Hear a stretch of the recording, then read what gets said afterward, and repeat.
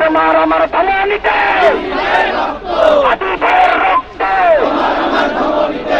এই হাদিকে হত্যার কোনো বিচ্ছিন্ন ঘটনার নাম আমরা এটা বারবারই বলছি।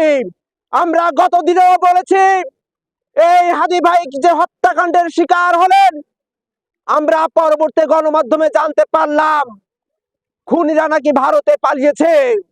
খুনিরা ভারতে পালিয়ে যায় কিভাবে, আর পালিয়ে যাওয়ার পরে মিডিয়াতে প্রকাশ হয় কিভাবে, এই প্রশ্নটি আমি বর্তমান প্রশাসনের কাছে রাখলাম। আমরা আশঙ্কা করছি কোনো না কোনো গোয়েন্দা সংস্থার সহযোগিতায় আমার হাদি ভাইয়ের খুনিরা বাংলাদেশ থেকে পালিয়েছে। বাংলাদেশকে 24-এর আগে করদ রাজ্যে পরিণত করার চেষ্টা করেছিল। তারা সেই খায়েশ এখনো ভুলতে পারে নাই।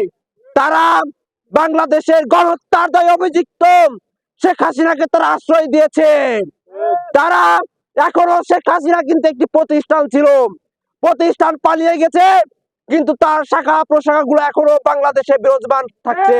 হাদি ভাই ছিলেন স্বচ্ছ দেশপ্রেমিক, হাদি ভাই ছিলেন ভারতীয় অগ্রবাদী আগ্রা শাসনের অগ্রনায়ক, হাদি ভাই ছিলেন একজন সততাবান নায়ক, হাদি ভাই ছিলেন আমাদের জুলাই যোদ্ধা।